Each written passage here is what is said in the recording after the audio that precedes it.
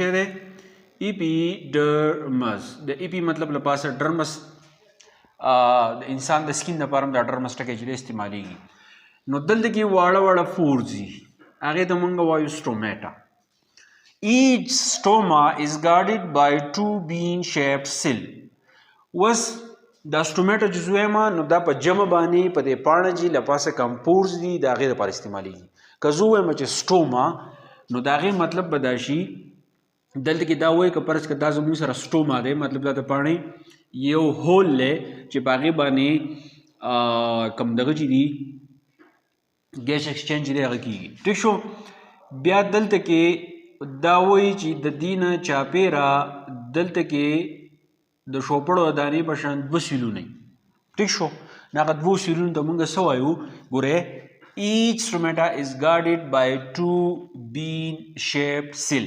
These cells ته مونږ وایو ګارډ سیل. سو وایو ګارډ سیل.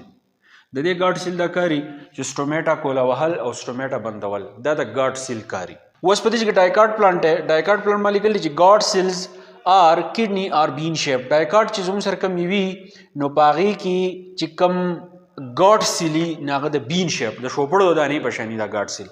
خو کوم چې زموږ سره مانوکارډ پلانټ دي نو په هغې کې د ډمبل به تاسو پیژنئ د ډمبل په شان شکل چې دی هغه لري.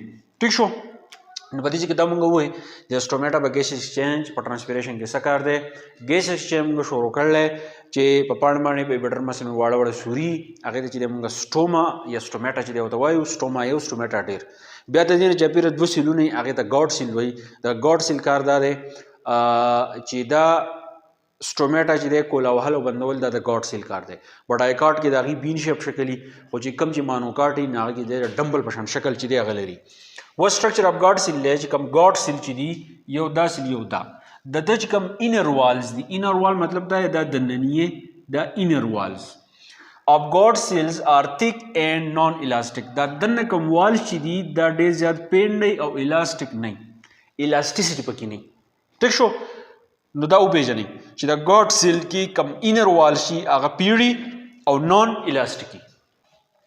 اوس چې کم اوټر وال ځي نو دا کم اوټر وال شي دي دا څه دا نري دي دا نري اوټر وال مطلب دا دی لکه فرض کړه دلته کې دا ګاډ سیل چې دی دا زه ډرا کومه ګاډ سیل لکه دا زما سره ګاډ سیل منځ کې دا سټومیټا نو دننه کم وال شي دي دا پینډی خو دا بهرني کم وال شي دا څه دا نري. ټیک شو. Adjoining walls of two guard cells are free which stretch during stomatal opening. په دې کې دا د یو بل سره free په دې کې دا د یو بل سره چې دی نه میلاویږي. ټیک شو. د یو بل سره نه میلاویږي او کله چې سټومیټل اوپننګ کیږي نو دا داسې راښکودی کیږي د یو بل نه چې دی لږ شانتې چې دی لرې کیږي په دې کې چې دی سټریچنګ چې دی هغه پیدا کیږي. ټیک شو. بیا په دې ټاپک کې د ټاپک چې دی مزید په دې چپټر کې چې دی بحث پې کړلی خو په دې کې یو څو ټرمز راغلي دي په دې کې یو ټکی دی سبسیډیري سیل دا موږ څه ته وایو ایپیډرمل سیلز سراونډډ د ګاډ سیل. اوس دا کوم ګاډ سیل چې دي د دې نه چاپېره په دې پاڼه کې زما سره ایپیډرمل سیل چې دی هغه موجود دي. ټیک شو. نو کوم ایپیډرمل سیل چې هغه د ګاډ سیل نه چاپېره پراته وي نو هغې ته موږ څه وایو سبسیډیري سیلز چې دی هغه ته ویلی کېږي. بیا په دې کې یو بل ټرم استعمال شوی دی چې هغې ته سټومیټل اپریټس وایي. نو څه کوی ګاډ سیل اینڈ سبسیډیري سیلز آر کالډ سټومیټل اپریټس. اوس دا زموږ سره ګاډ سیل دی GUARD او چاپېره دې دلته کې زما سره ایپیډرمل سیل دي موږ چې سبسیډیري سیلز وایو نو دا سبسیډیري سیلز او دا ګاډ سیل چې دي نو دې ته په ژبه باندې چې دی موږ سټومیټل اپریټس چې دی هغه ورته وایو. ټیک شو. ښه څه کوی ایچ ګاډ سیل کانټین سنګل نیوکلس. اوس یو ګاډ سیل چې دی دا دی یو دا دی په دې کې یو نیوکلس چې دی هغه څه دی موجود دی. ټیک شو. اینډ نیومرس کلوروپلاست او په دې کې کلوروپلاست کم سټرکچر چې دی هغه هم موجود دی ځکه چې پاڼه کې زموږ سره کلوروپلاست فوټوسنتیز کېږي کلوروپلاست ضروري دی نو دغه شان چې دی دلته کې هم زموږ سره دا کلوروپلاست چې دی هغه پروت وي او د دې کار صحیح د نور رڼا چې دی کیپچر کول دي. بیا ټرانسپیریشن چې دی 90% زموږ سره کېږي اکرز تھرو سټومیټا په دې سټومیټا باندې زموږ سره ټرانسپیریشن کېږي تقریبا 90% چې دی هغه کېږي بس اوکې 90% ټرانسپیریشن په دې کېږي مطلب دا دی د بوټي سره اوبه سیوا شوي د ضرورت ورته نشته دا بهر راوځي دا ټرانسپیریشن دی. د هغې نه علاوه کاربن ډای اکساید چې دی هغه اخلي او اکسیجن چې دی موږ له راکوي نو هغه هم د دغې سټومیټا په ذریعې چې دی موږ له راکوي.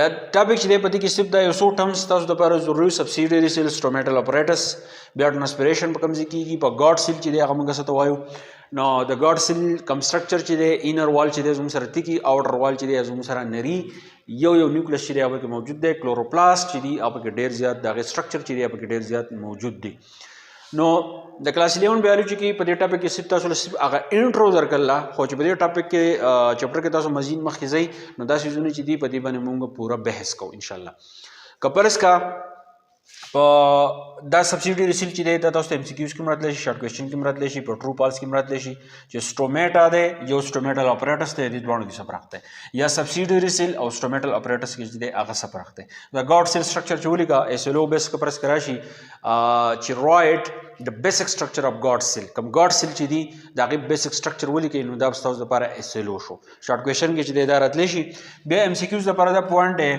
چې زموږ سره کم ټرانسپیریشن چې دی هغه په سټومیټا باندې چې دی 100% کیږي او کم کیسونه داسې دي چې دا غي ایکسچینج په سټومیټا باندې چې دی هغه کیږي یا د کم اډجایننګ وال د ګاډ سیل آیا هغه د یو بل سره میلاو شوی دی او کنه دي نو دا داسې قسمه وړي وړي کوېسچن چې دي هغه به چې دی تاسو راوباسئ ټیک شو بیا چې کوم ډایکارډ پلانټس دي د هغې چې کوم ګاډ سیل دي هغه کوم سټرکچر دی د هغې شکل څنګه دی بیا چې کوم مانوکارډ پلانټ دي د هغې شکل چې دی هغه څنګه دی ټیک شو او اپیډرمس چې دی هغه څه ته وایي سټوما څه ته وایي سټومیټا څه ته وایي نو په دې ټولو خبرو چې دی هغه تاسو ځان پوه کوئ نو امید کوم پوه شوي وئ که بیا به کوم څه پاتې ماته په کمنټ کې ووایئ او که پوه شوي نو موږ ته په کمنټ کې وایئ حوصله افزایي کېږي انشاءالله میلاو شو بل لیکچر سره تھینک یو ډېره مننه